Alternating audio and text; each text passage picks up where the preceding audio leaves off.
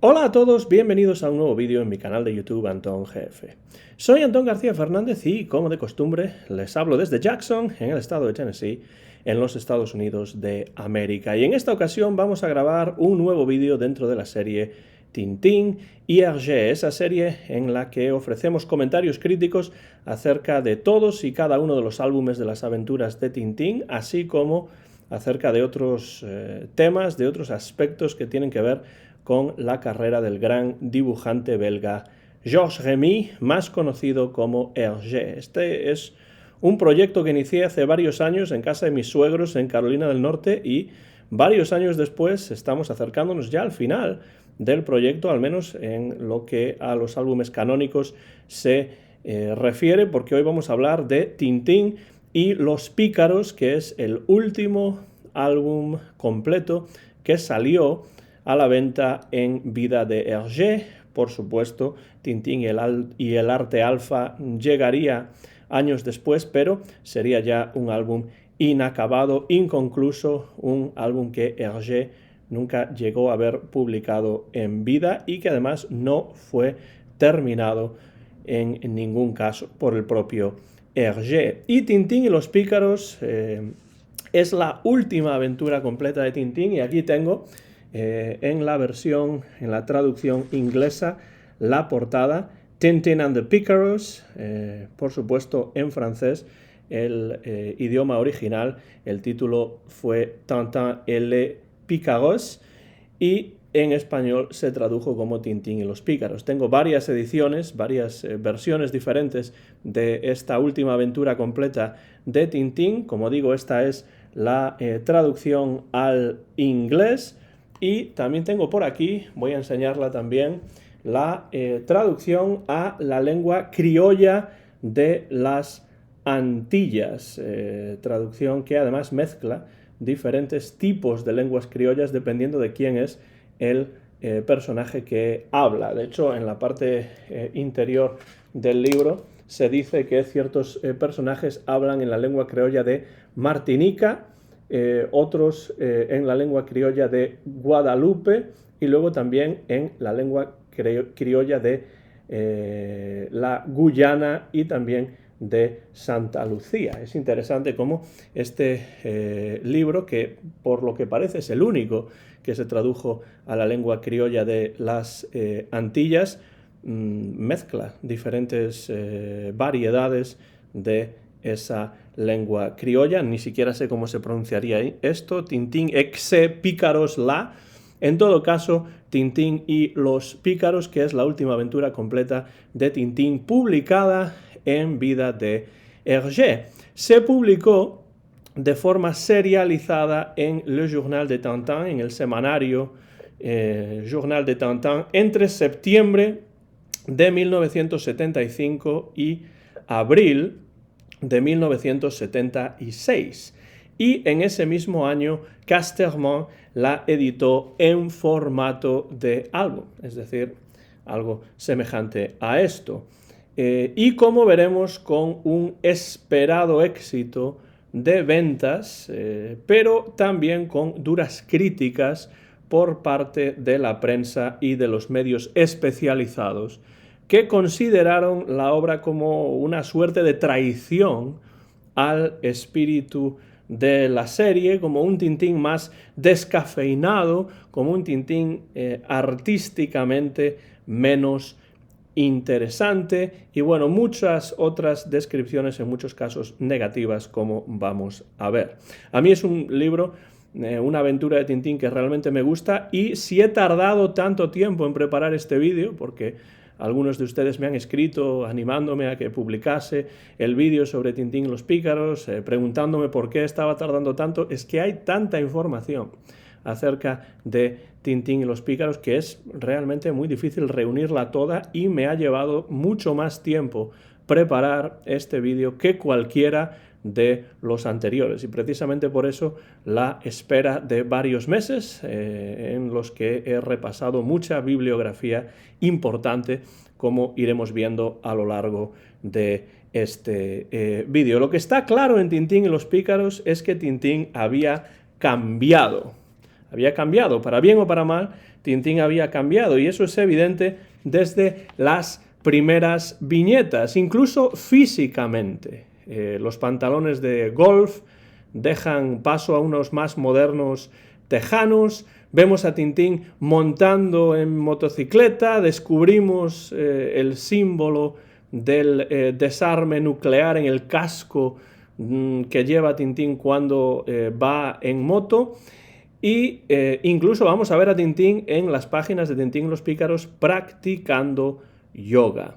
Es decir, hay un cambio en Tintín, pero es un cambio que realmente se deja notar también en la actitud de un Tintín que ya no tiene demasiado interés en salir a buscar aventuras y que permite que sean el capitán Haddock y el profesor Tornasol quienes viajen solos a la República imaginaria de San Teodoros, reuniéndose con ellos posteriormente, aunque sin demasiadas ganas. Y esto creo que es bastante evidente. Tintín lo hace por ayudar a sus amigos más que por interés propio. No tiene demasiado interés Tintín en viajar, y aquí vemos cómo cambia la situación, porque generalmente es el capitán Haddock el que quiere quedarse en el castillo de Moulinsart, el que no quiere viajar, pero en este caso es el que toma la iniciativa y el que viaja a San Teodoros primero. Después Tintín lo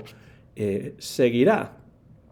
Algunos críticos en su momento notaron que en general los personajes, y en particular Tintín, ya no actúan como fuerzas generadoras de la acción, ya no actúan como fuerzas generadoras de la aventura, y que más o menos padecen las acciones de otros personajes, reaccionan a fuerzas externas a ellos mismos, no se muestran en control de lo que sucede en la trama, y eso supondría también un cambio notable en Tintín y los Pícaros, y es algo que decepcionó a no pocos críticos y a no pocos lectores. Creo que es evidente que hay un cambio en Tintín, pero es un cambio que ya se deja notar, como hemos visto en vídeos anteriores, en las aventuras precedentes. Un cambio en la actitud del propio Hergé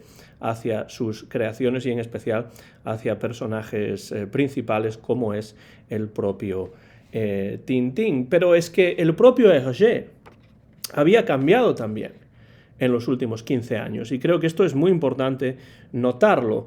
Su vida personal había dado un vuelco con la separación de su primera esposa Germaine Kikens y la llegada a su vida de Fanny Vlaminck.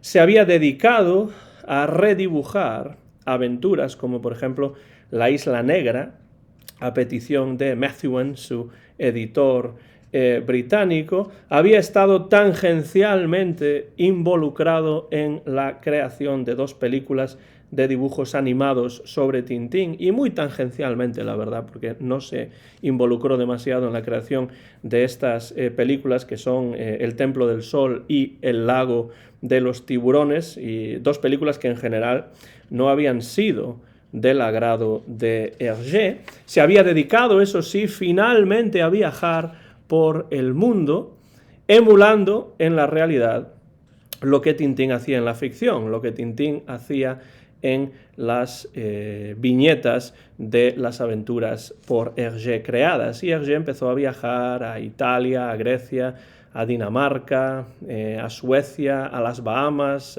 a Taiwán incluso.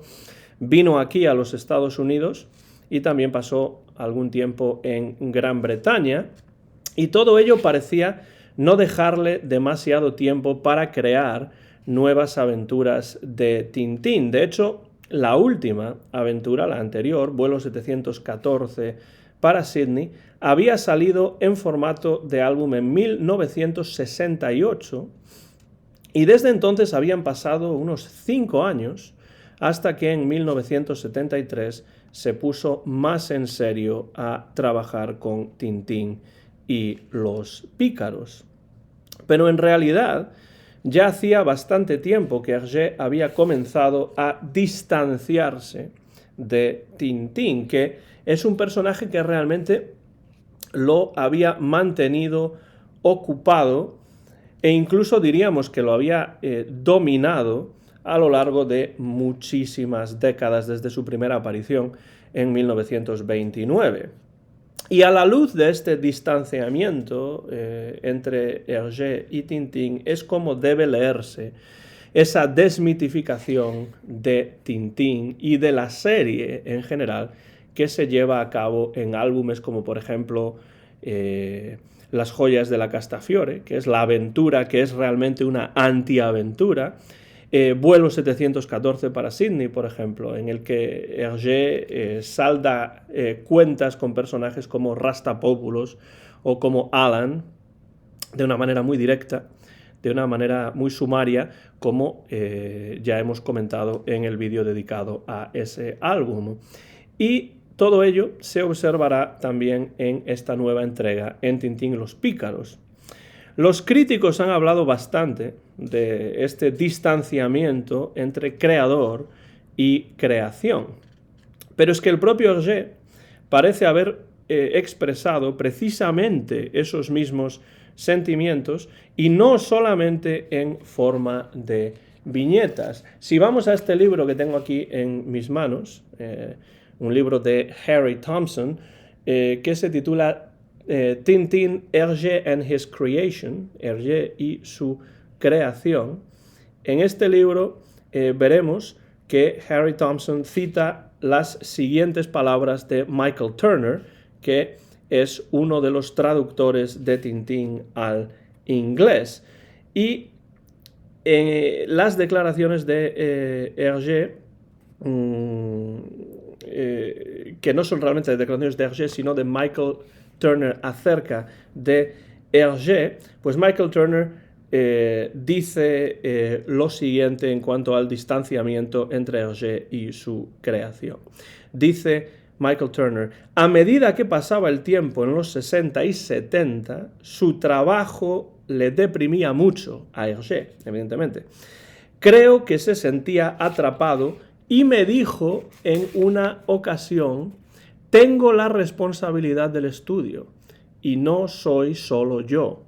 Tengo a esta docena de personas que dependen totalmente de mí y todo ello le parecía demasiado. Esta es una cita de Michael Turner, el traductor al inglés de Tintín, o uno de los dos traductores al inglés de Tintín, junto con Lonsdale Cooper, y podemos encontrarla en este libro de Harry Thompson, un libro muy interesante y absolutamente recomendable si ustedes pueden leer en inglés.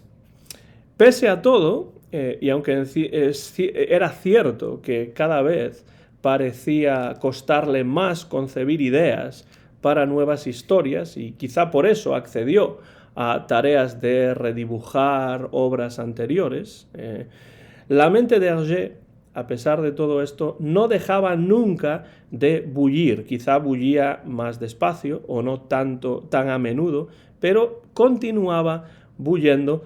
Y como ha demostrado concienzudamente Philippe Godin en su excelente estudio Hergé y los bigotudos del año 1990, traducido al español en este libro que aquí tengo, en el año 1992, la génesis de Tintín y los Pícaros se remonta a varios años antes de la publicación de Vuelo 714 para Sydney. Este libro, Hergé y los bigotudos de Philippe Godin, es un libro absolutamente esencial para comprender la génesis y el desarrollo de lo que originalmente parecía que iba a llamarse Tintín y los bigotudos y acabó por llamarse Tintín y los Pícaros, después de muchos cambios, no solamente en el título, sino en el contenido y en la idea y en el desarrollo. Libro que, si ustedes encuentran, ya sea en francés, en español o en cualquier lengua a la que esté traducida, que ustedes puedan leer, evidentemente, este es un libro absolutamente recomendable, imprescindible. Desde un principio, si leemos Hergé y los bigotudos, vemos que el escenario estuvo claro. Tintín y compañía regresarían a San Teodoros, a la América del Sur revolucionaria que Tintín había pisado por primera vez en La Oreja Rota hacía ya varias décadas, pero claro, desde entonces el contexto había cambiado. Había triunfado la revolución castrista en Cuba, por ejemplo, con esos guerrilleros de pobladas barbas. Se había hablado muchísimo de los Tupamaros. Hergé conocía bien el caso del periodista Régis Debray en Bolivia. De hecho, habla con Numa Sadul acerca de ese tema, lo menciona en más de una ocasión. Figuras como las del propio Fidel Castro o el Che Guevara habían alcanzado el estatus de iconos internacionales. Bueno, muchos otros elementos que podríamos citar acerca de cómo cambió o cómo había cambiado el contexto histórico desde el momento en el que Tintín había puesto por primera vez sus pies en América del Sur, una América del Sur imaginaria, por supuesto, San Teodoros, pero América del Sur, al fin y al cabo, y habían pasado varias décadas desde entonces. Y todo esto que estamos comentando, todos estos cambios, todo este contexto histórico, social, político, revolucionario, acabaría reflejándose de alguna manera en esta aventura completa final de Tintín. Pero durante mucho tiempo, Hergé dudó sobre las posibles razones para atraer a Tintín y a Haddock a América del Sur. Sabía que quería enviarlos a América del Sur, pero no sabía cuáles serían las razones, las excusas para el viaje hacia esas latitudes. Tampoco estaba muy claro para Hergé qué personajes quería incluir en la trama y con qué papeles específicos en cada caso. La documentación sobre esta aventura, que en un principio iba a llamarse Tintin et les Bigotudos, con esa palabra en español pronunciada más o menos en francés, pero que acabó titulándose con el paso de los años Tintin et les Picaros, también utilizando una palabra española. Es muy abundante esa documentación en los archivos de Hergé, y en base a esos documentos, Philippe Godin enumera ciertas ideas que se fueron descartando o modificando hasta llegar a la versión definitiva. Leyendo este libro nos damos cuenta de esos cambios. Algunas de las ideas que tuvo Hergé fueron las siguientes, y algunas de ellas se mantuvieron, otras se cambiaron, otras incluyeron ciertos elementos que se descartaron, otros elementos se mantuvieron. Bueno, algunos ejemplos de las ideas que tuvo originalmente Hergé sobre cómo llevar a Tintín y a sus amigos a América del Sur son las siguientes. Pues, por ejemplo, una misión de exploración y excavaciones arqueológicas incas encabezada por Tornasol y los miembros de la expedición Sanders Hardtmuth de las 7 bolas de cristal. Esa era una posible idea. Otra, un emisario del general Alcázar que le hace llegar a Tintín unos documentos del propio Alcázar en una trama que en este caso sería más de espionaje. Otra idea posible, pues un golpe de estado fallido de Alcázar y sus bigotudos, se llamarían bigotudos todavía al principio, contra el régimen represivo de Tapioca, un golpe de estado. También es una posibilidad, algo que ya de alguna manera se podía ver o se podía adivinar en La Oreja Rota.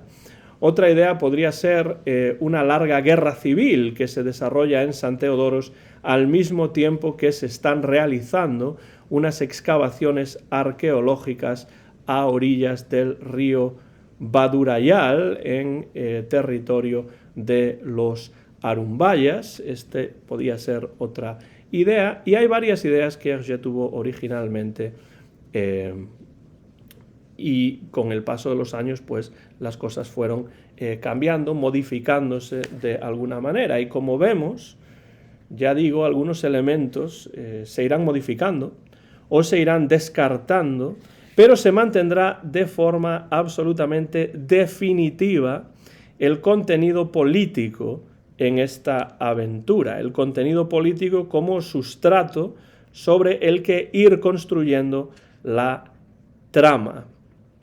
En este libro, que es un verdadero tesoro y que he utilizado innumerables veces a lo largo de la preparación de estos vídeos, en las conversaciones con Hergé de Numasadul, se incluye una quinta conversación dedicada por completo a Tintín y los Pícaros, que se llevó a cabo, además, poco después de la publicación de este álbum.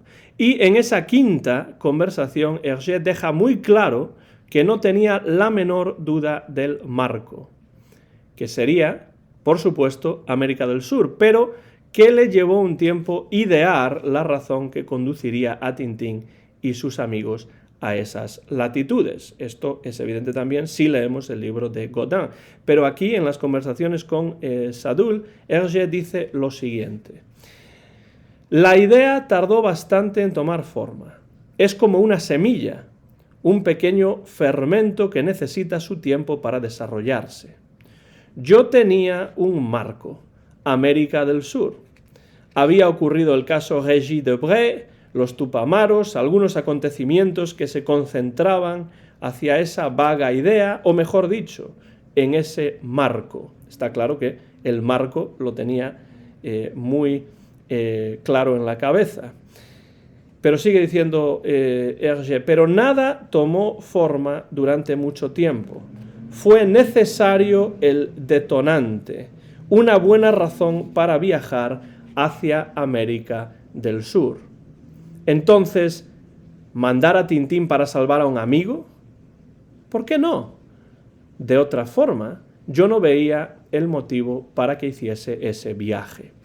Estas palabras de Hergé se pueden encontrar en la página 119 de estas conversaciones con Hergé de Numasadul, que si ustedes no tienen, les animo a que busquen, porque es un libro absolutamente maravilloso sobre el que ya hemos hecho también un vídeo específico dentro de esta serie Tintín y Hergé. Pero en el inicio de Tintín y los Pícaros no es Tintín, sino el general Tapioca el que pone en marcha la acción, acusando a la Castafiore, de todas las personas que podría acusar, acusa a la Castafiore y a sus acompañantes, Igor Vagna, a Irma y también a Hernández y Fernández, lo cual todavía es más ridículo. Los acusa a todos ellos, el general Tapioca, de formar parte activa de una conspiración para asesinar al propio general Tapioca. Pese a la retórica histriónica y dictatorial de Tapioca, a quien vemos aparecer, por cierto, por primera vez en esta historia, porque en las anteriores solamente se aludía a este personaje en más de una ocasión, pero esta es la primera vez en Tintín y los Pícaros en la que el general Tapioca aparece de cuerpo presente en las viñetas de Tintín.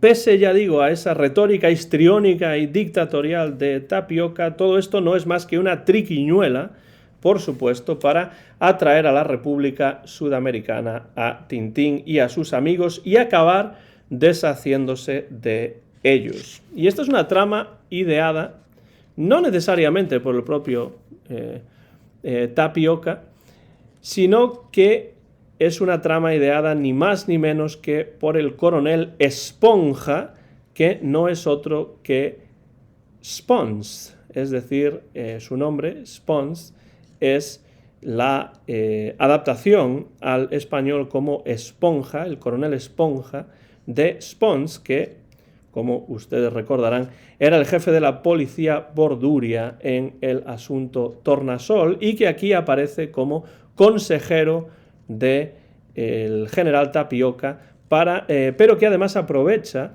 la situación para tratar de saldar ciertas cuentas pendientes con Tintín, que se remontan, por supuesto, a ese álbum que hemos comentado, que es el asunto Tornasol. Continuando con esa tendencia a subvertir las dinámicas típicas de la serie y las expectativas de los lectores en estas últimas aventuras, Hergé dispone que sea un colérico Haddock que se desgañita con su cara pegada a la pantalla de su televisor, en el que se ve la imagen de Tapioca hablando ante la prensa, será un colérico Haddock junto con Tornasol quien vuele a San Teodoros. Tintín rehúye la aventura, se huele la trampa y decide quedarse en Moulin-Sart, decide quedarse en Europa, al menos en un principio. Parece que van a ser el capitán Haddock y el profesor Tornasol quienes deban encargarse de limpiar la reputación de sus amigos y de liberarlos, cayendo, eso sí, al viajar a San Teodoros, en la trampa tendida por el coronel Esponja, es decir, por Spons. Es interesante cómo Hergé presenta el trasfondo político de esta aventura ya en la página inicial, durante una extensa conversación con el capitán Haddock, que a mí al menos me recuerda un poco esas viñetas llenas de texto de la serie Blake y Mortimer de Edgar Pierre Jacobs. No puedo evitar, cada vez que abro Tintín y los Pícaros, ver en esa primera página esa larga conversación con mucho texto, y no puedo evitar pues que me recuerde a Blake y Mortimer de Edgar Pierre Jacobs, que es una serie que también, por cierto, me gusta mucho. Jacobs, por supuesto, colaborador durante muchos años de Hergé. Y Hergé muestra aquí al inicio de esta aventura cómo la prensa amplifica el conflicto entre Tapioca y nuestros amigos. Las declaraciones de unos y de otros se van retransmitiendo por televisión, salen en los periódicos. Varios periodistas, entre ellos, por cierto, los del Paris Flash, de las joyas de la Castafiore, se presentan a las puertas del castillo de Moulin-Sart para entrevistar a Haddock, que se entera así por primera vez de las acusaciones contra su persona. Se entera de las acusaciones contra su persona a través de la prensa. En general, la acción de la prensa hace que la tensión vaya intensificándose, vaya creciendo, vaya aumentando hasta que un Haddock fuera de sí accede por telegrama a viajar a San Teodoros. Queda claro, por tanto, que ya desde un principio Tintín observa más que actúa, reacciona más que lleva la voz cantante en esta aventura, pero pese a mostrarse reacio a escuchar la llamada de la aventura, lee muy bien la situación, comprende muy bien que todo es una trampa tapioquista, hay gato encerrado en esta historia, en estas acusaciones, y por tanto acaba subiéndose a un avión unos días después para ayudar a sus amigos. San Teodoros, evidentemente, es uno de esos topos ficticios creados por Hergé, con su capital, los Dópicos, que ahora aparece rebautizada como Tapiocápolis. Es un país que, sin duda, ha cambiado estéticamente desde que aparece en la serie de Tintín por primera vez en La Oreja Rota. Y en las conversaciones con Numa Sadoul, Hergé señala que, en palabras del propio Hergé, Tapiocápolis evoca un poco Brasilia, naturalmente, dice Hergé en la página 121, aunque es cierto que algunos críticos han dicho que recuerda también a Belo Horizonte, la ciudad también brasileña. Lo que no ha cambiado demasiado, eso sí, es la situación política, esa permanente alternancia entre los gobiernos dirigidos por los generales Tapioca y Alcázar, que alcanzan siempre el poder mediante repetidas revoluciones y golpes de Estado que están perpetuamente a la orden del día en ese país, como en tantos otros países de esa geografía, tanto entonces como ahora mismo.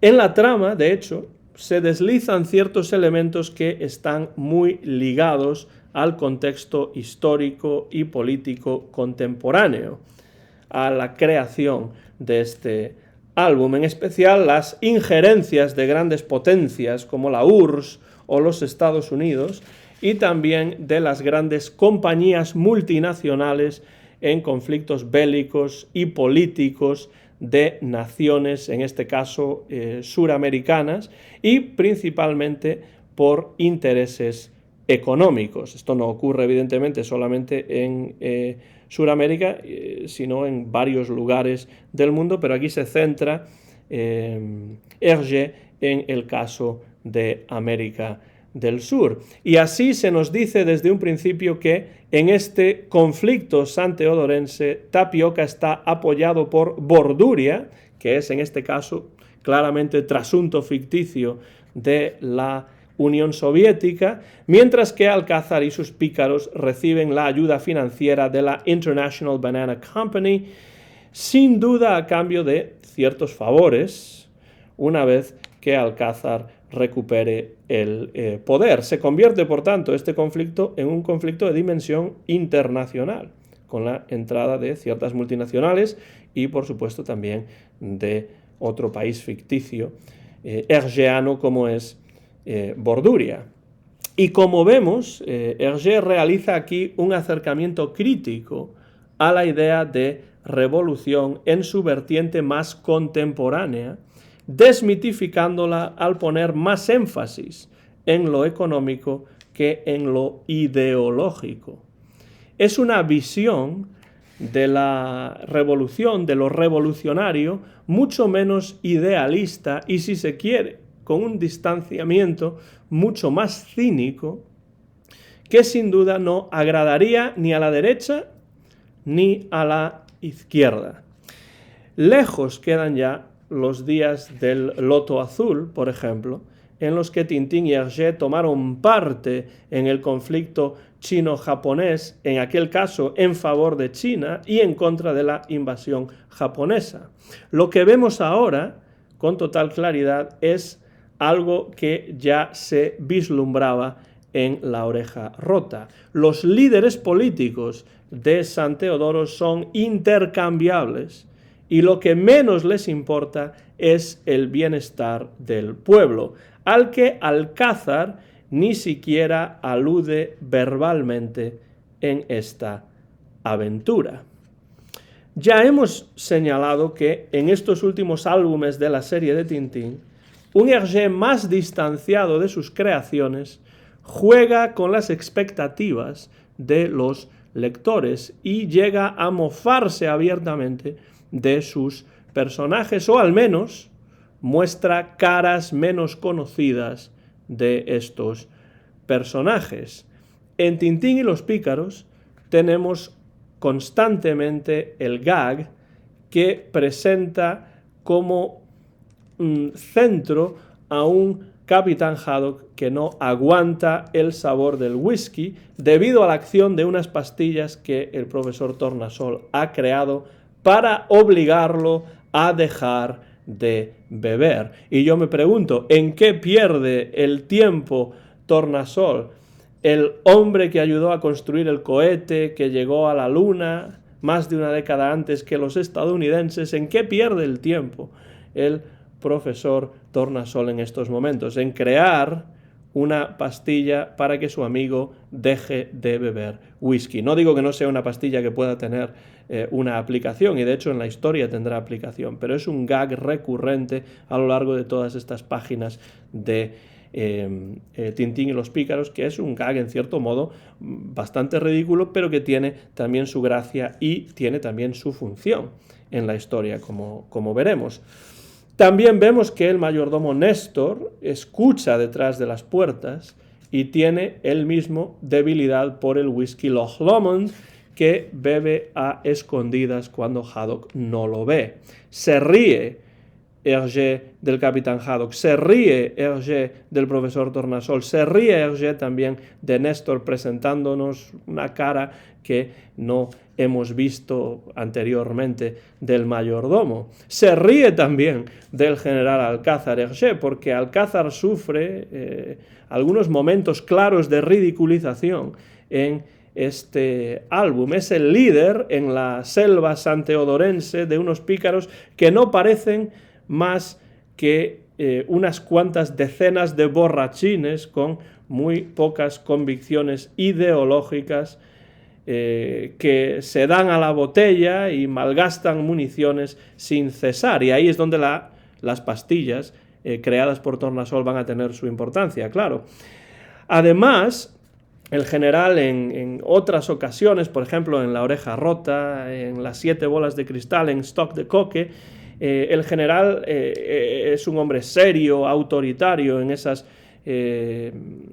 aventuras anteriores, pero aparece ahora completamente dominado, por su mucho más autoritaria esposa, que se llama Peggy, y que es un personaje que suele señalarse como ejemplo de la misoginia de Hergé, pero a mí siempre me ha parecido que Hergé está utilizando aquí a Peggy más bien como un vehículo para la ridiculización de Alcázar, presentándonos una faceta totalmente diferente, extraña, opuesta a lo que ya conocemos de Alcázar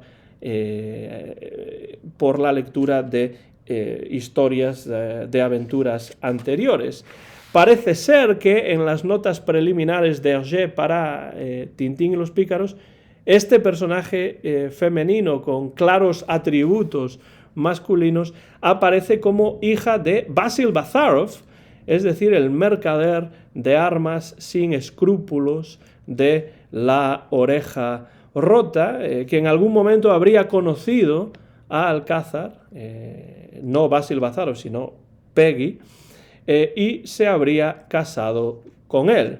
De nuevo hay que volver a las conversaciones con Hergé de Numa Sadoul, porque ahí el propio Hergé explica la génesis de este personaje. Sadoul describe al personaje de Peggy como una criatura aborrecible, y Hergé responde rápidamente lo siguiente: pero existe. He visto en la tele a esta mujer. Es una americana que tiene algo que ver con el Ku Klux Klan, detalle que añade al horror del personaje. Esto evidentemente no se dice en la historia, pero, en fin, ese dictador está dictatorificado hasta la médula. Esto lo dice Hergé en la página 121 de las conversaciones con Hergé, hablando acerca de Peggy, que a mí me parece claramente un personaje que Hergé utiliza como parte de esa intensa ridiculización a que somete a Alcázar, entre otros personajes de esta aventura. Y sin embargo, además de Peggy, pocos son los nuevos personajes que se introducen en este álbum. Tenemos, por ejemplo, a Manolo, el sirviente en la casa que ocupan Tintín y sus amigos en San Teodoros. Tenemos al coronel Álvarez, ese cambiachaquetas que le da igual apoyar en cierto momento a Tapioca, y después, cuando Tapioca es derrocado, apoya al general Alcázar. Pero no importa que haya pocos personajes nuevos, porque lo que hace Hergé en este álbum, en esta nueva aventura, es que continúa con esa práctica balzaquiana de la comédie humaine, la comedia humana de Balzac, esa práctica de reintroducir personajes que ya habían aparecido en aventuras precedentes, mostrándonos a menudo una cara diferente a la que ya conocemos como lectores de la serie.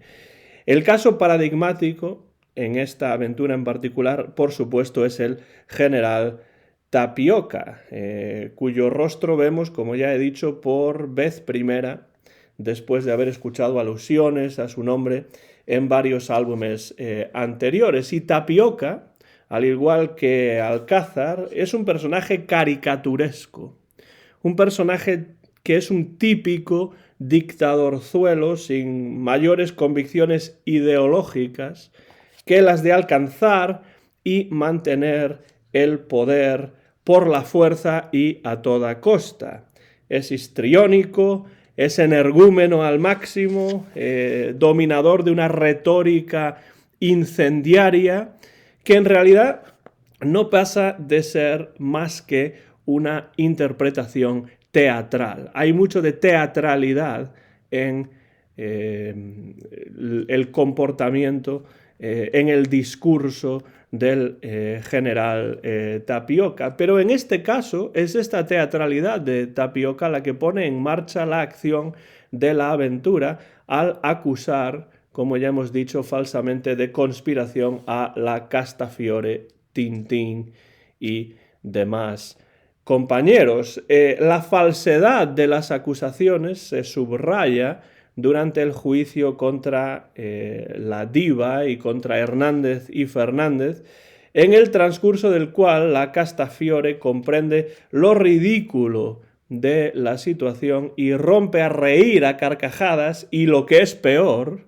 rompe también a cantar su famosa aria de las joyas del Fausto de Gounod. Esto lo pueden ver Tintín, Haddock y el general Alcázar desde la selva a través de la televisión. De nuevo, los medios de comunicación tienen presencia en este álbum en particular.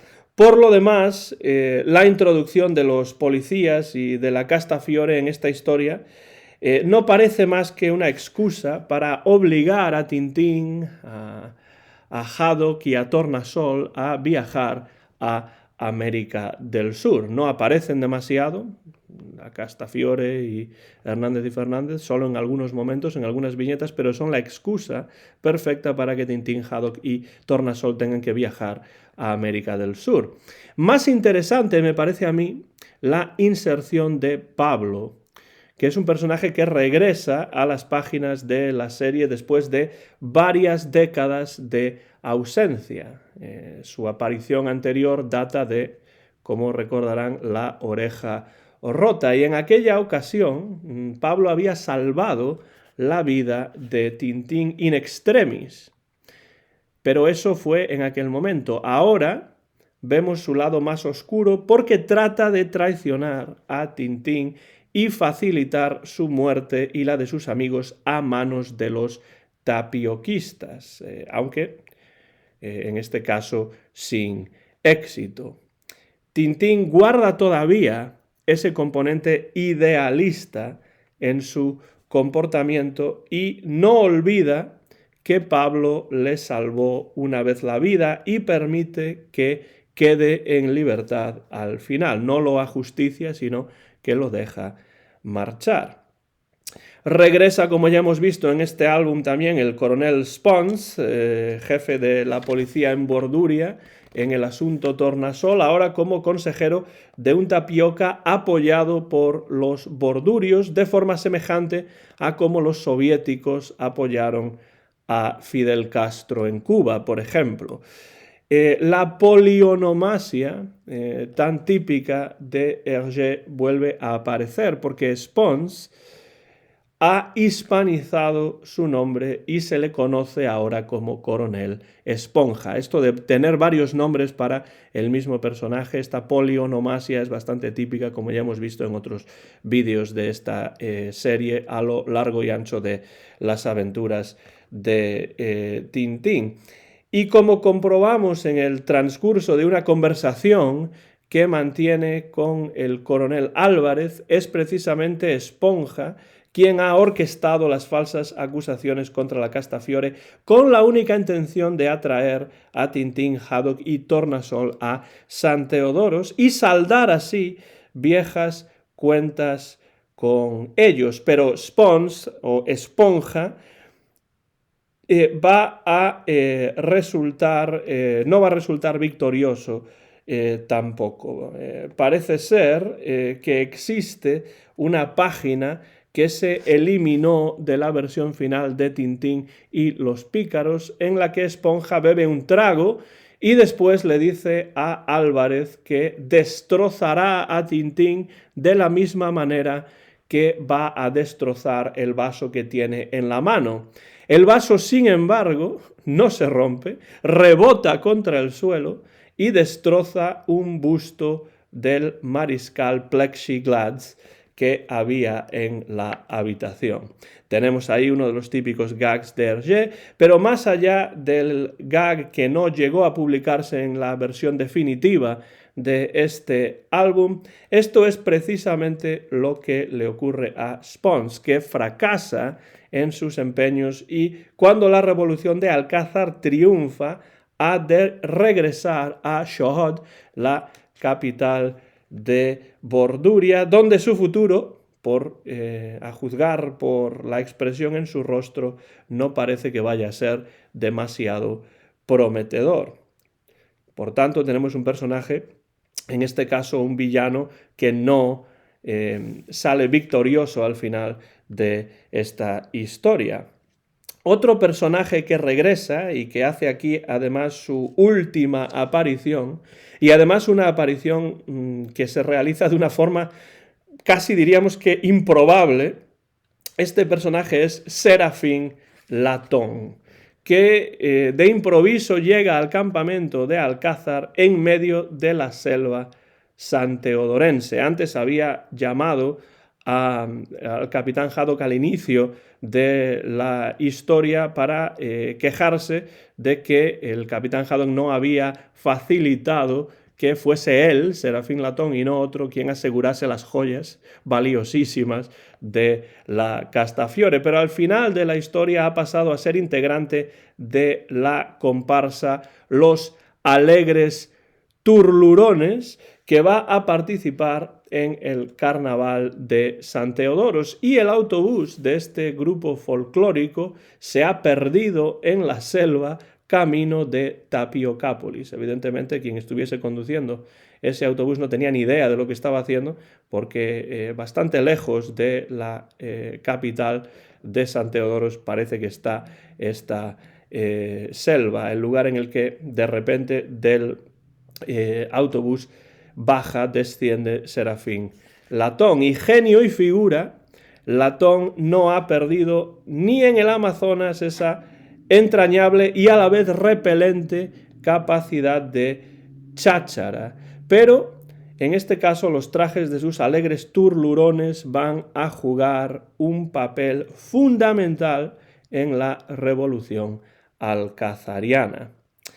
Y Latón es solamente un ejemplo más de cómo incluso en historias con un contenido de cariz político y más serio, como por ejemplo puede ser el asunto Tornasol, como sin duda es Tintín y los Pícaros, incluso en este tipo de historias con asuntos más serios de cariz político, Hergé nunca deja de lado el componente humorístico y no deja nunca de lado los gags, aunque es cierto que en algunos momentos este álbum da señales de cierto agotamiento, de cierta repetición en este sentido, como algunos críticos mencionaron, señalaron ya en su momento.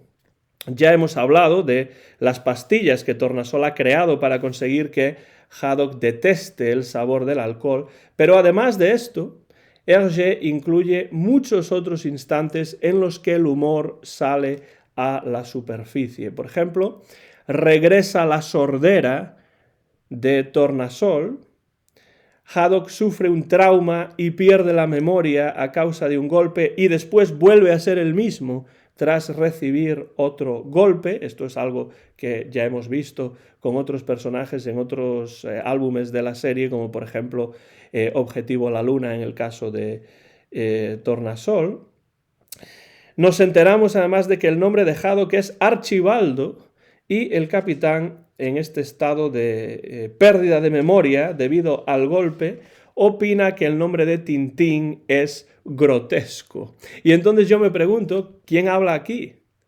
¿Habla Haddock o por boca del capitán, habla un Hergé cada vez más distanciado de Tintín, que trata incluso de ridiculizar su nombre a través de Haddock, también ridiculizado con un nombre improbable como el de Archibaldo. El explorador Ridgwell, que había aparecido en La Oreja Rota, hace también una breve aparición, una especie de cameo en este caso, durante el viaje por la selva camino del campamento de Alcázar y los Pícaros. Este sí que es un personaje que prácticamente no ha cambiado en lo esencial. Sigue viviendo entre los Arumbayas, sigue siendo un as de la cerbatana, pero las escenas en el poblado Arumbaya provocan ciertos momentos graciosos, ciertos momentos de hilaridad relativos a las pastillas antialcohol de tornasol y la gastronomía especialmente picante de los Arumbayas, a la que Tintín y sus amigos no están acostumbrados. Algo que desde luego no ha cambiado en las 4 décadas y media que han pasado desde la primera aventura de Tintín en 1929 es que Hergé sigue sin perder ninguna oportunidad para introducir gags en las tramas de sus álbumes, incluso aunque sean gags alguna vez un poco más predecibles o que parece que ya estén un poco más gastados, pero nunca pierde Hergé la oportunidad de introducir gags en la historia. El elemento humorístico para Hergé siempre es muy importante, sea cual sea la historia, sea cual sea la serie de la que estemos hablando. En Jo, Sete y Joko también tenemos momentos divertidos, momentos graciosos, tenemos también gags y por supuesto Kike y Fluppy, Quique Flupke, son historias breves llenas de gags y de momentos humorísticos por todos lados. Creo que sería interesante un estudio serio acerca del humor en Hergé. No sé si existe yo no lo he leído, pero sería una buena idea, porque desde luego es un elemento común a todas las aventuras de Tintín, sin ninguna duda, y al resto de la obra del dibujante belga. Uno de los comentarios principales que Hergé desliza en Tintín y los Pícaros tiene que ver con la desmitificación y la ridiculización de la idea de revolución, presentándonos una situación política en la que con el cambio de Alcázar por Tapioca y viceversa, el cambio de Tapioca por Alcázar, posteriormente, lo único que cambia es la identidad del gobernante, pero no la ideología necesariamente, ni el sistema político, y el pueblo llano, y esto es lo peor, no siente diferencia alguna en el hecho de que el poder lo detente un general o el otro. Son líderes políticos intercambiables por completo. El golpe de estado de Tapioca es un golpe de estado realmente de opereta, y de igual manera la revolución de Alcázar es una revolución de sainete. Hay mucho de teatral en todo esto. Son intercambiables los dos dirigentes políticos y el pueblo no siente de ninguna manera ningún tipo de diferencia.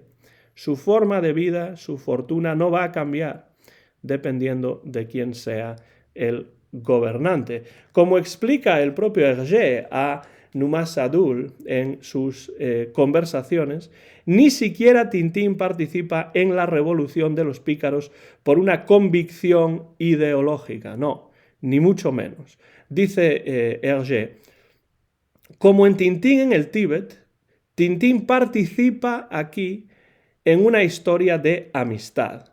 Y si hace triunfar la revolución de Alcázar, no es por la revolución misma, sino únicamente para salvar a sus amigos. Esto se lo dice Hergé a Sadul en la página 120 de las conversaciones. Y en este contexto desmitificador de todo lo revolucionario, yo creo que es un toque magistral que Hergé haga coincidir la revolución de los pícaros con el carnaval de San Teodoros. Se suele señalar que en el carnaval se produce una inversión de los roles aceptados y normativos, y aquí Alcázar y los suyos aprovechan la celebración del carnaval para disfrazarse de alegres turlurones, pasar desapercibidos y llegar con mayor facilidad al palacio ocupado por Tapioca en medio de las festividades. Sin duda, este es un toque que, de haberlo leído, le habría encantado al gran Mikhail Bakhtin, que tanto escribió acerca del carnaval.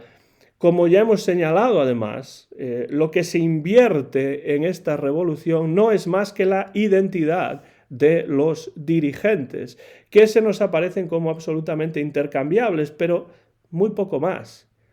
La de Alcázar es, en efecto, una revolución de carnaval que coincide, además, efectivamente, con la celebración del carnaval y le permitirá recuperar el poder y volver a instalarse con su esposa Peggy en el palacio. Pero, como cantaba Julio Iglesias en los años 70, la vida sigue igual. Por lo menos para el pueblo, la vida sigue igual.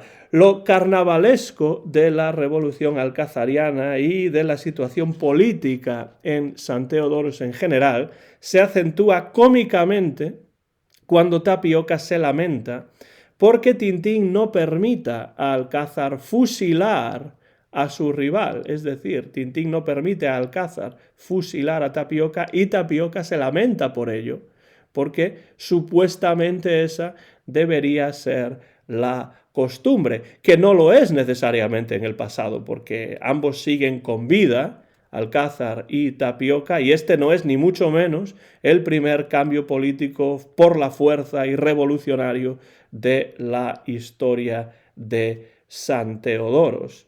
Y traduzco de la versión inglesa, que es la que he manejado para preparar este vídeo, traduzco las palabras de Tapioca, que le dice, en cierto momento ya hacia el final de la historia, a Alcázar: un idealista, ¿eh?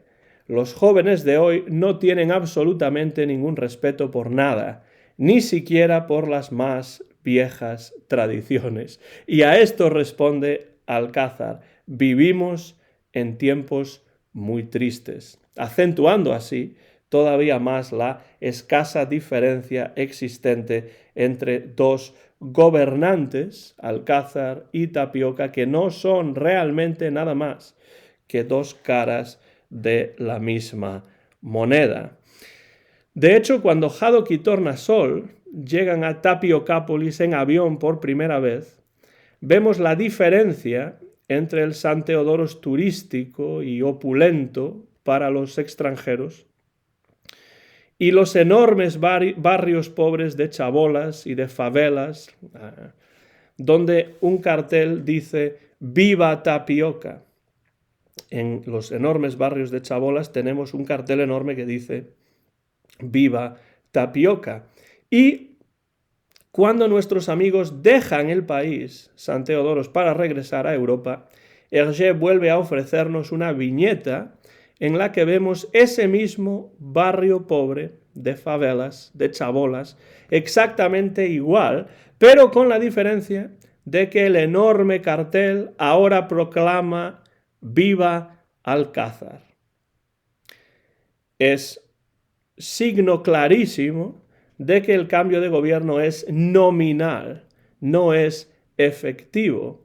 Los más desfavorecidos seguirán viviendo en la más absoluta pobreza, sea quien sea el que ocupe el palacio presidencial. La vida cambia para Alcázar o para Tapioca, en cierto sentido, para quienes están a su alrededor también, pero no cambia en absoluto la vida continúa de la misma manera para el pueblo en general. Yo creo que quizá es este uno de los comentarios políticos más amargos y a la vez más perspicaces de toda la obra de Hergé y que subraya claramente cuál es su acercamiento crítico a la idea de revolución a mediados de los años 70 del siglo pasado. El carnaval, por cierto, ocupa poco espacio en las últimas páginas de la aventura, pero nos deja algunas viñetas muy expresivas y de gran colorido, una de las cuales permite a Hergé homenajear a otros personajes famosos como Asterix, como Mickey Mouse, como Groucho Marx, como Snoopy, como el Zorro, y también la banda musical Coconuts de la serie de cómics Barelli de su colaborador Bob Demore. Bob Demore, que por cierto fue muy importante en la creación de este álbum Tintín y los Pícaros. Estéticamente, aunque tiene aires del carnaval de Río de Janeiro, el carnaval santeodorense está basado, según el propio Hergé, en el de Niza, en Francia, especialmente en la presencia de esos cabezudos como el que está situado en la parte superior de esa carroza en la que Tintín y Haddock se apresuran con la ayuda de un coronel Álvarez que ya ha cambiado convenientemente de chaqueta y apoya ahora al general Alcázar. En esa carroza se apresuran a dirigirse a la prisión entre la multitud carnavalesca para impedir el fusilamiento de Hernández y Fernández, que estaba a punto de producirse. Porque claro, hay un cambio de gobierno revolucionario, pero acaba de ocurrir y por tanto las cosas continúan de la misma manera y Hernández y Fernández están a punto de ser ajusticiados. En esa misma prisión está recluida la Castafiore, aunque la vemos a la puerta de su celda, indignada no tanto por su cautiverio, sino porque no le han preparado la pasta al dente. Otro gag de Hergé para ridiculizar de alguna manera toda esta situación política y toda esta conspiración o supuesta conspiración en San Teodoros. La conspiración, de hecho, contra Tapioca en San Teodoros no es más que una invención, pero que bien podría haberles costado la vida a unos Hernández y Fernández que en esta ocasión aparecen salvados in extremis por la llegada de sus amigos a la prisión justamente en el último momento.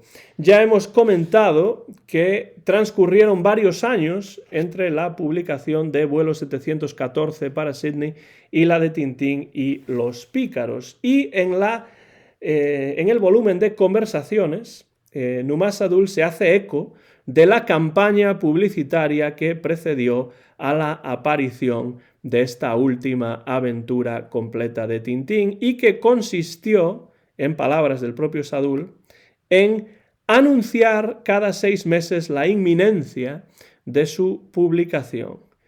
Realmente era muy desagradable, le dice Sadul a Hergé. Su cómic se convirtió casi en un mito, en una broma. Uno acababa por no creer en su existencia. Esto se lo dice Sadul a Hergé en la página 119 de estas conversaciones, y Hergé niega cualquier responsabilidad en dicha campaña mediática. Dice Hergé a Sadul: fue a espaldas de mí, puede creerme.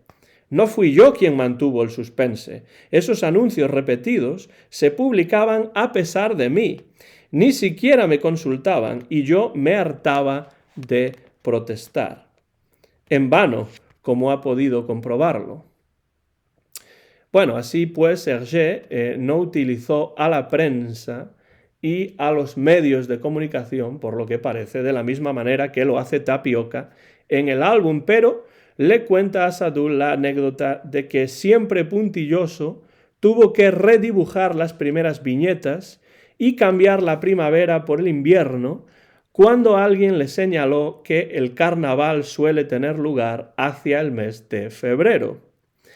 pero para la realización de Tintín y los Pícaros parece ser que Hergé no contó con el personal al completo de sus estudios, sino que se trata más bien de una colaboración estrecha con Bob de Moor, un libro básicamente hecho a 4 manos. Si volvemos al libro que ya he mencionado y también mostrado antes, de Harry Thompson, Tintín, Hergé and His Creation, Tintín, Hergé y su creación, en este libro se recogen unas palabras del propio Bob de Moor que apuntan en esa dirección.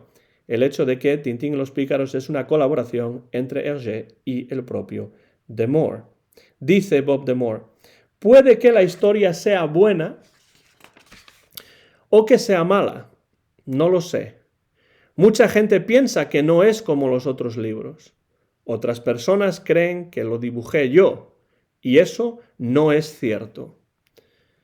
Usamos el mismo método de trabajo que en los otros libros.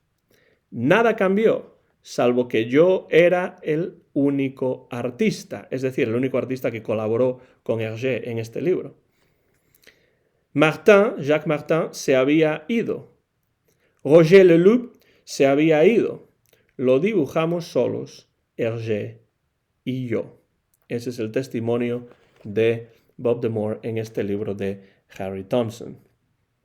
Pese al esperable éxito de ventas, eso sí, las críticas negativas no se hicieron esperar en el momento de la publicación.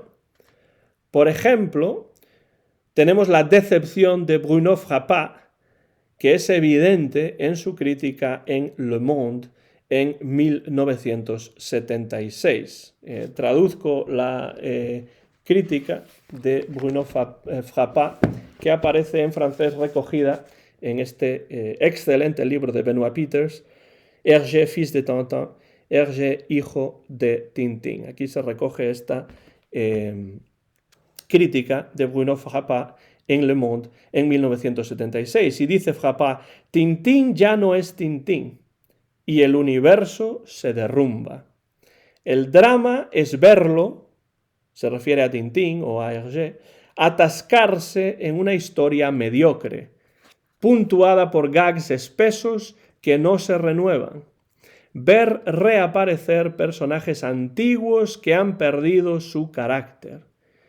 Es en el plano de la mediocridad de una historia aburrida donde se sitúa el drama del último Tintín. Se refiere, por supuesto, a Tintín y los Pícaros, lo llama el último Tintín, el último, es decir, el más reciente, porque en ese momento Frappat, por supuesto, no sabía que no habría más libros completos de Tintín y que Hergé moriría sin publicar más libros de Tintín.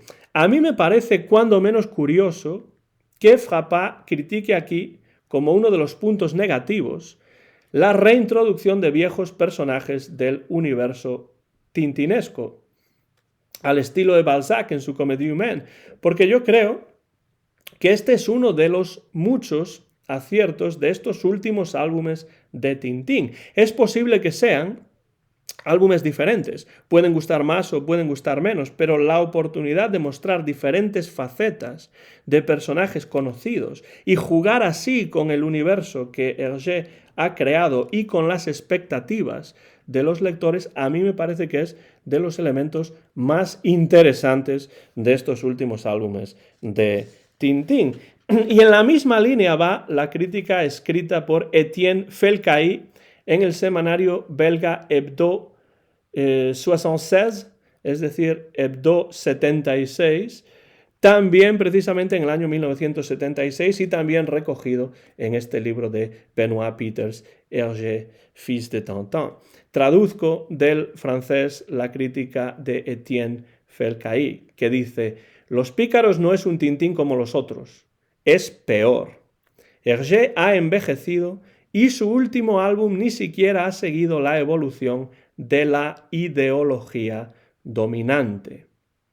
Bueno, Felcaí compara exageradamente, me parece a mí, a Tintín con Henry Kissinger y otros críticos de la época ponen en consonancia este álbum de Tintín con las obras de espionaje escritas por Gérard de Villiers, pero una cosa que señala Felcaí da en el clavo, quizá incluso sin quererlo, el crítico. En Tintín y los pícaros, efectivamente, con su visión crítica sobre la idea de revolución, Hergé va en contra de la ideología dominante en los años 70 y quizá esto pueda ayudar a explicar en parte la dura reacción de muchos críticos, y en especial los de tendencias de izquierdas, aunque no solo, en su momento, más por el contenido y por el mensaje que por cuestiones artísticas o estéticas. Esto es algo que, en mi opinión, vio muy acertadamente el filósofo Michel Serres en una conferencia que pronunció en 1977 titulada Tintín y la picaresca hoy. Sin duda, me parece a mí, la recepción del álbum por parte de Michel Serres está más próxima al comentario político realizado por Hergé. Lo que dice Michel Serres también está recogido en el libro de Benoit Peters y traduzco del francés las palabras de Serres. Dice: aquí no se trata de revolución. El pueblo está en las favelas y allí se queda. No es más que una revuelta de palacio. Un general ayudado de unos cuantos sicarios toma el lugar de un general protegido por los suyos. Es que no hay más que repetición. El movimiento se reduce a eso, y ese es el cloroformo. Y eso es lo que vemos en todas partes. Se pueden dar tantos ejemplos contemporáneos de la pareja Alcázar-Tapioca como se quiera, o de identidades desdobladas. Così fan tutti, dice en italiano. Y mientras la música o la ópera continúa, el malvado alcohol anestesia, cloroformiza, dice en el francés creo, al pueblo. Estas son las palabras de Michel Serres en una conferencia en 1977 acerca de este álbum y otras cuestiones. Y por supuesto yo estoy mucho más cercano, personalmente, a las palabras de Michel Serres que a las críticas anteriormente mencionadas. Y me parece además que Hergé en Tintín y los pícaros está, como en muchas otras ocasiones, nadando a contracorriente, porque está realizando un acercamiento crítico a la idea de revolución con la que muchas personas en el momento en el que se publica Tintín y los pícaros no estarían en absoluto de acuerdo, o por lo menos no en completo acuerdo. Sea como fuere, con esa portada que voy a mostrar una vez más y que recuerda poderosamente al álbum de Jo, Sete y Yoko, La erupción del Caramaco, esto lo dice el propio Hergé en las conversaciones con Sadoul y es cierto, Tintín y los pícaros acabaría siendo, como sabemos, la última aventura completa de Tintín. Y esto inevitablemente provoca que la crítica quiera ver en ella un aire de conclusión, una última aventura de unos personajes que consciente o inconscientemente van asimilando que ya no habrá más. Pero yo me pregunto, y dejo la pregunta ahí en el aire, ¿es ese un elemento que en realidad está presente en las páginas de Tintín y los pícaros? ¿Realmente los personajes son conscientes de que esta es o puede ser la última aventura? Bueno, me parece muy difícil responder a esa pregunta y ustedes probablemente tendrán sus propias ideas al respecto. Obviamente Hergé no tenía ni idea de que ya no habría más entregas en la serie en estos momentos, a mediados de los años 70. Sadoul considera que la aparición de tantos personajes procedentes del propio universo tintinesco transmite la sensación de un adiós y le pregunta a Hergé si esta será la última historia de Tintín. Y la respuesta de Hergé en las conversaciones es totalmente categórica en este sentido. No lo creo, dice Hergé, no lo creo. En principio no aparecen todos, faltan muchos, demasiados en todo caso para que su hipótesis se pueda afirmar. Además, estoy pensando ya en el próximo Tintín. Esto lo dice en la página 122 de las conversaciones, y es entonces cuando Hergé pronuncia su ya famosa frase, según la cual tiene la idea de que el próximo álbum de Tintín se desarrolle enteramente en un aeropuerto. Si bien no es más que eso, una idea, un escenario, nada concreto aún. De la misma manera que América del Sur era un escenario, un lugar al que quería enviar a Tintín y a sus amigos en Tintín y los Pícaros. Ahora es un aeropuerto, pero no es nada concreto. Y Hergé añade, como para zanjar el tema, en las conversaciones con Sadoul, es el buen Dios quien decidirá, ¿no es verdad? Bueno, es el típico comentario de un Hergé que no tiene claro qué es lo que va a pasar porque aún acaba de publicar el más reciente libro de Tintín. Es el buen Dios quien decidirá, ¿no es verdad? Tengo todavía muchas ganas de continuar y las críticas que he leído sobre los pícaros no me dan en absoluto deseos de detenerme. Eso lo dice Hergé en la página número 122 de estas conversaciones con Sadoul. Esto es lo que dice Hergé, que tiene deseos de continuar, que no quiere detenerse.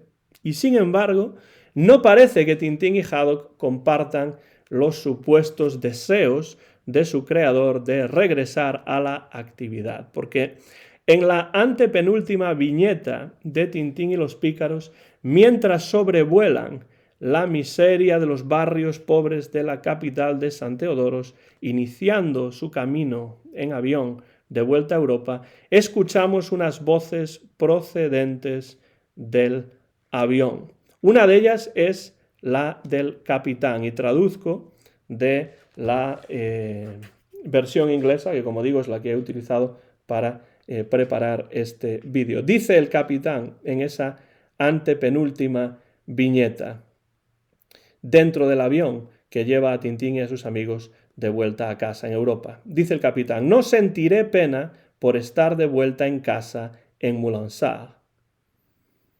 Y Tintín asiente, diciendo: ni yo tampoco, capitán. Y entonces la palabra fin, the end, ahí en la versión en inglés, la palabra fin aparece ahí al final, en la última viñeta.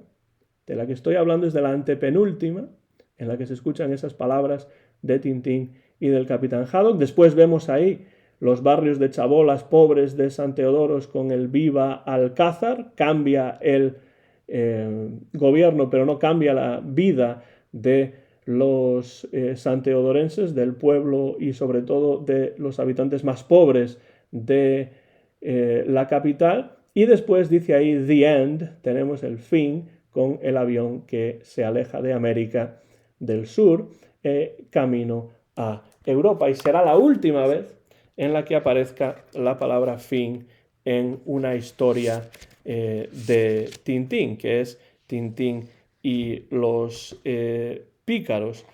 Varios sucesos importantes tendrán lugar en la vida de Hergé hasta su fallecimiento en 1983.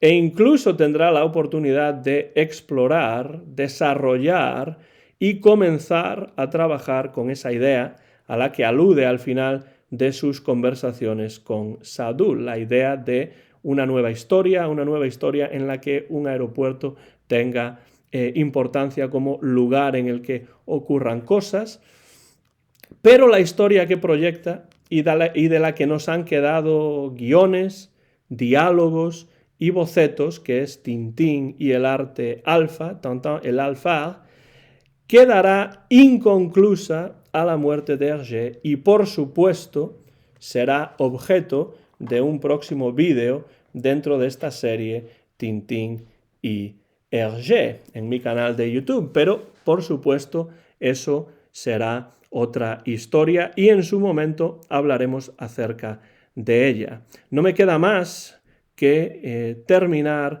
este vídeo acerca de Tintín y los pícaros, dándoles las gracias por el apoyo, por todos los comentarios, por el cariño que he recibido en estos años hablando acerca de los diferentes álbumes de Tintín. No ha terminado, por supuesto, esta serie de vídeos, porque falta todavía un álbum que yo todavía considero canónico, que es Tintín el Arte Alfa, pese a que esté inconcluso, y tendremos un vídeo específico sobre Tintín el Arte Alfa, por supuesto, pero con este vídeo sobre Tintín y los pícaros llegamos al final de todas las aventuras completas que se publicaron en vida de Hergé, y en cierto modo siento como que cierro un capítulo importante de esta serie de vídeos que empecé hace unos años en casa de mis suegros en Carolina del Norte y que he continuado preparando, que he continuado grabando, que he continuado publicando con mucho placer, la verdad, porque me ha dado la oportunidad de releer los álbumes de Tintín, me ha dado la oportunidad de leer mucha bibliografía que tenía, de conseguir nueva bibliografía que no tenía, para enriquecer todavía más mis acercamientos a estos álbumes de Tintín. Así que quiero darles las gracias por seguir estos vídeos. Continuaremos, por supuesto, con Tintín el Arte Alfa y con otros vídeos que ya hay, algunos de ellos publicados en el canal, acerca de otros aspectos de la obra y de la vida y de la carrera y de la bibliografía del gran Georges-Rémy Hergé, que es un autor que, con todas sus contradicciones, con todos sus claros y oscuros, con todos sus éxitos y con sus, bueno, algunos fracasos que hay por ahí también, me parece un autor absolutamente imprescindible y sin duda mi figura favorita dentro del siempre rico y siempre interesante universo de la bande dessinée, del cómic, de la historieta dibujada. Terminamos con Tintín y los pícaros, que aquí está, y si les interesa Tintín y los pícaros, por supuesto, no dejen de buscar este maravilloso libro que es de lectura obligatoria para quien quiera acercarse con seriedad a este álbum Tintín y los pícaros, que es esta obra de Philippe Godin titulada Hergé y los bigotudos, un estudio muy a fondo de la génesis y del desarrollo de esta última aventura completa de Tintín, que es Tintín y los pícaros. Terminamos así. Soy Antón García Fernández y les he hablado desde Jackson, en el estado de Tennessee, en los Estados Unidos de América. Mío es el copyright de este vídeo dentro de la serie Tintín y Hergé, vídeo que se grabó en el mes de agosto del año 2021. Dejen comentarios por la parte de abajo del vídeo, dejándome saber o haciéndome saber qué es lo que les ha parecido el vídeo, qué piensan ustedes acerca de esta última aventura completa de Tintín, que es Tintín y los pícaros, o cualquier otro comentario que deseen hacer. Ya sé que este ha sido el vídeo más largo de toda la serie hasta el momento, pero es que el tema realmente bien lo merecía y precisamente por eso me ha llevado tanto tiempo preparar este vídeo acerca de Tintín y los pícaros, que muy pronto van a poder ver ustedes en mi canal de YouTube, Antón GF. Muchas gracias por los comentarios, muchas gracias como siempre por la atención. Seguimos en contacto a través de mi canal de YouTube, Antón GF, en esta serie de vídeos Tintín y Hergé. Muchas gracias y hasta la próxima ocasión.